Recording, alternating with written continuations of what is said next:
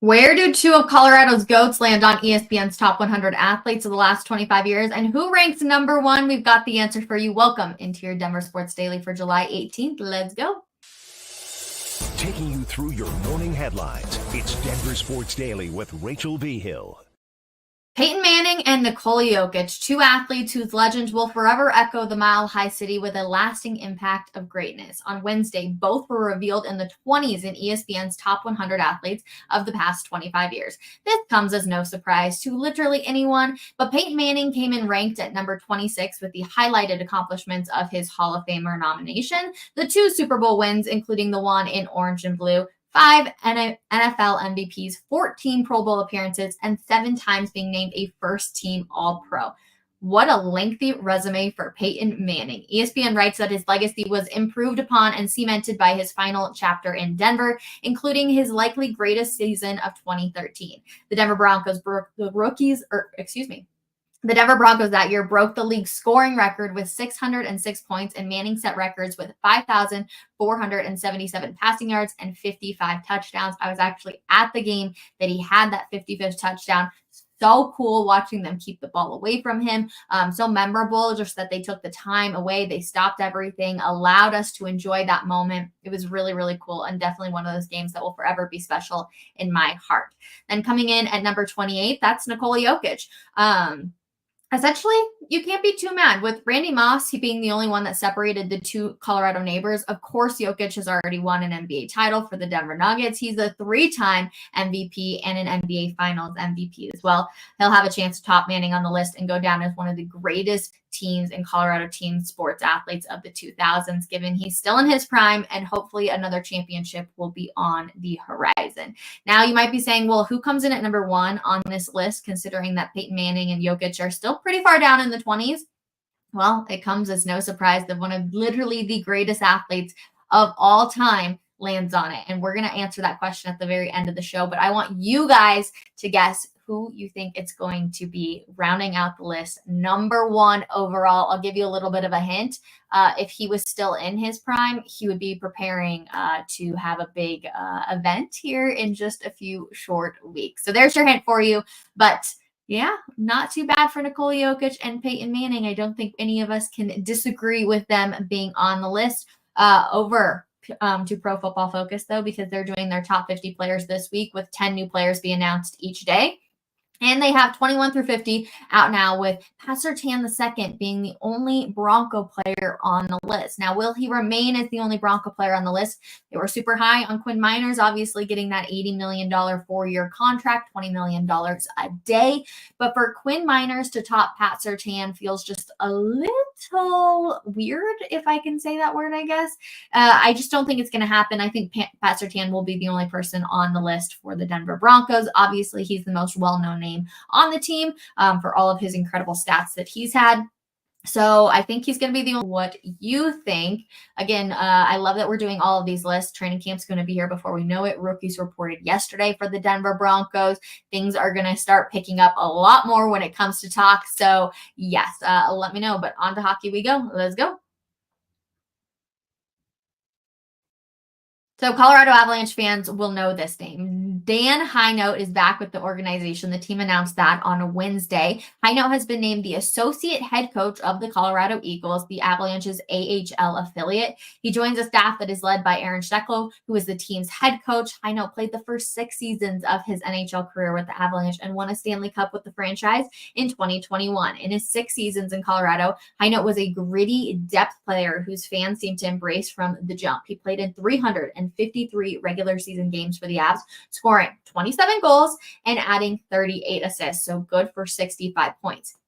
He played in all 23 playoff games during the spring and summer of the 2021 Cup run when they went on to win their second Cup, which was obviously so much fun. But McDonald, highlighted Hinote's experience, which includes the last 4 seasons as an assistant with the Nashville Predators. So I was wondering what he was up to. Now, obviously, it makes sense. He was out there with Nashville, but he decided to come back on home to Colorado. The Predators did make the NHL playoffs in 3 of the last 4 seasons while he was there. So love this for them. Obviously, just a name that a lot of people are going to recognize. And I love that there's so many players returning back to the Colorado Avalanche in a coaching fashion after they've retired. They've moved on for a little bit. So Colorado, we obviously all love it here, but it's cool to see so many people like Pavel Francouz obviously returning back to the Avs too in a coaching manner. So just overall, really, really cool. We will move on to baseball though, because Brooke Skate on Twitter put out what every MLB team made last year and how much of that money they spent on this year's team, and the Rockies ranked 12th.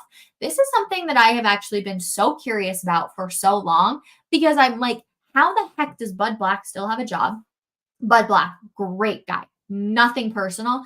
But the fact that the Rockies have not gotten any better and in fact gotten worse, and yet he still has a job, leaves me with a lot of question marks. So I was like, well, first of all, everyone talks about how we're never going to see the Rockies sell because of how much they're making over there at Coors Field. So I was like, well, what are they bringing in and how much do they actually spend on the team?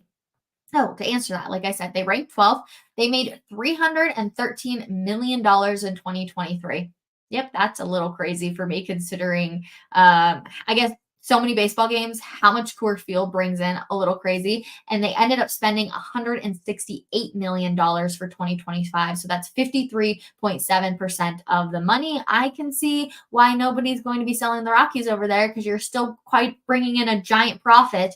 But maybe also that's why the Rockies haven't been good the last couple of years to have a little bit better team. Sometimes you've got to spend money to make even more money, but I don't see the Rockies doing that anytime left. There were 2 teams that were in the 60%, 2 teams in the 70%, and 1 team in the 80% of their spending versus what they were bringing in. So a little interesting, just stat for you guys on that one. But to Jontay Porter, we will go. Let's go. So obviously the brother of Michael Porter Jr., the former Raptors player who earned a lifetime ban from the NBA for gambling, won't be allowed to play overseas either, which I have some questions about on this front. So a federal judge has banned Jontay Porter from taking a job with the Greek Basketball League. Obviously, he was probably trying to get the heck out of America, still be able to go play the game that he loves, and that is no longer an option. Porter's passport has been revoked as he awaits sentencing after pleading guilty to fraud charges in connection with his gambling scandal.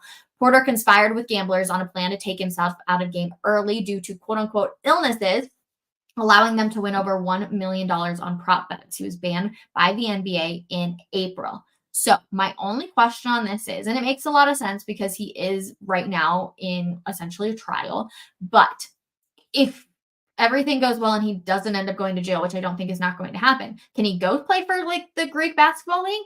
Like, will he get his passport back, or is he never going to get his passport back? That's my only question. I think it's interesting the way they're phrasing it of like, he's banned from going and playing Greek basketball. How about he's not banned from playing Greek basketball? He's banned from leaving the United States of America. It seems like it just flows a little bit better in my personal opinion. Okay. Let's go back. We're going back to the Rockies real quick, and just bear with me on this part because the New York Post is writing about the Colorado Rockies, and that does not happen very often. But why is it happening? Well, Ryan McMahon has been swirling in trade rumors back in New York, and the Post said that adding McMahon would make a lot of sense to fit in the Bronx. McMahon, 29 years old, signed through 2027 and is owed a reasonable $44 million over the final 3 seasons of his contract. Well, this quote is something interesting. It goes on to say, but McMahon has been assured that however much sense a trade might make, a trade will not happen at the deadline. Over the past week or 2, McMahon said he grabbed Colorado general manager Bill Schmidt before batting practice one day and asked for a chat. Quote unquote, we had a good talked about it, and we came to the conclusion that I'm going to stay a Rocky. McMahon has a 4-month-old daughter and a wife who would have to pack up the whole house and everything like that, he said. Interesting. I totally understand the personal level of sports. It's a lot of moving around. It's really hard. But if the reason that the GM of the Rockies isn't going to move on to hopefully get more for Ryan McMahon to be able to help this team, then I don't even know what we're doing over there with the Rockies organization. Like I said, I get it. There is a personal standpoint, and Ryan McMahon is a very, very good player. But if the trade makes sense for the Rockies in the long-term future, then I'm sorry, Ryan McMahon, you and your 4-month-old daughter and your wife probably got to pack up the house and head over to the Bronx. Like, that's part of playing in the MLB. And maybe this is the reason maybe people come to the Rockies. Maybe Chris Bryant came to the Rockies because it was like, oh, you know what? They're going to treat me and my family so well, which is amazing. I get it. But the Rockies are never going to get better with that attitude. Am I the only one who thinks that this is just a little weird? And I'm even a female. Like, I get it. I understand the hardships that his wife has to be dealing with a young child and moving the house. But from the Rockies' perspective, I think that this is just the weirdest thing. And I do not think it has a good look for their general manager, for anybody. So I don't know. Maybe I'm being a little too harsh, but I am definitely not a fan of this at all. Sticking with baseball, the 2024 MLB All-Star Game rose in viewership by 6%. About 7.44 million people tuned into the game. While viewership was up from last year, the 2023 MLB All-Star Game still has the worst ratings in the history of the event. So up just a little bit, nothing crazy right there. I don't know. I didn't watch the MLB All-Star Game. I really didn't care about it, if I'm going to be completely honest with you. I'm glad a few more people tuned into it, but I have a feeling that it's going to go goodbye before, like, sooner rather than later, I guess. So curious, reading your guys' comments. Good morning, Rachel. Surtain will be next year. That's when people think that we're going to do it. We're actually going to talk about the class that Quinn Myers is coming from, because obviously he gets his big $80 million, $20 million a year contract for the next 4 years. Who else from that class makes sense to sign next? Surtain, obviously. Javonte Williams, that's a big question mark, and he knows he's going to be playing for it. So we're going to talk about that on Coffee Break Solo Session. Again, just hanging out with me, so please come chill. Let's see. Okay, people move because of work all the time. Sorry, dude. If it helps the Rockies later, Gator. That's what I'm saying. Listen, I'm totally here for it. Like, I love that the Rockies are known for taking care of them, but that doesn't help the Rockies. Like, if I wasn't doing my job very well, I would get fired. Now, Ryan McMahon obviously is doing his job very well. That's why they're even in trade considerations. But if they can get some good pieces in AAA or however it's going to work, I don't understand why you wouldn't move on from it. It's frustrating to me. I'm not going to lie. Let's see.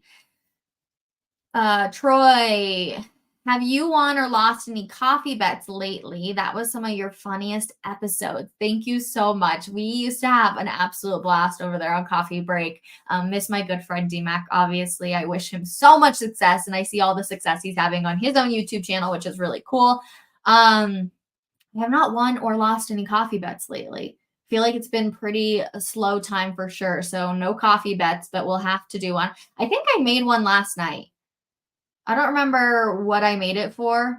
I think I don't remember what I made it for. Maybe Bo next starting. I don't remember. I did it last night. I was on 104.3 The Fan with John Davis. We did Denver Sports Tonight, which, by the way, I almost always get tripped up because I'm so used to Denver Sports Daily, and then it's Denver Sports Tonight, and I was like all over the place. Besides the point. Okay, moving on. I did want to answer the last question, which is, of course, who was number one on ESPN's top 100 list of the last 25 years?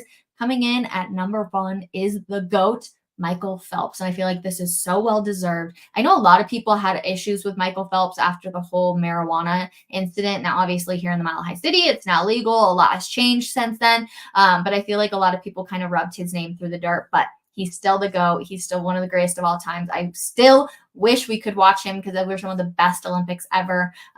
So, yeah, the Olympics are going to be here before we know it tomorrow.